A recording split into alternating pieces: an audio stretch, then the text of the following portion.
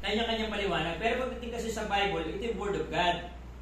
At dahil ito yung Word of God, kung ano yung sinabi ng Panginoon, kaya dapat maintindihan lang natin sa ating lingwahe kasi Hebrew at saka Aramaic ito sinulat. Hindi natin naman maintindihan yung Aramaic at saka yung Hebrew word.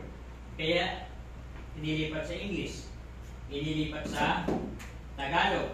Ngayon, doon sa mga iba't ibang salin, lalo na ngayon, may mga bagong salin na angkop daw sa mga kabataan. Pero kung baga sa gatas, malabnaw na ang timplada. Kasi dapat pure Word of God.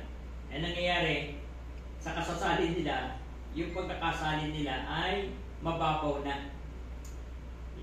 Tinatawag na choice of word. Mahalaga kasi yung paglipat mo ng salita ay angkop talaga doon. Dahil kung hindi ganun ka-alinaw, katulad nga nung sinasabi natin Matthew 6:33, sabi doon, but seek ye first the kingdom of God and His righteousness, and all these things shall be added unto thee. Ngayon, pag ginamit natin yung hanapin mo ang kalooban ng Diyos, pag nahanap mo na, tigil ka na.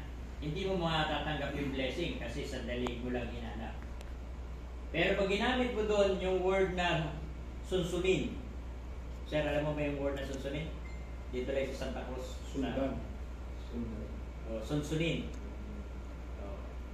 Kasi pag sinabi ng tatay mo, anak, hanapin mo yung kalabaw. After 2 hours, wala. Okay na. Hindi magagalit yung tatay. Kasi ginamit yung word ay hanapin. Pero pag ginamit ng tatay mo, sunsunin, huwag kang babalik na hindi mo tali yung kalabaw. O kaya tali ng kalabaw. Tatay, ito po yung tali ng kalabaw.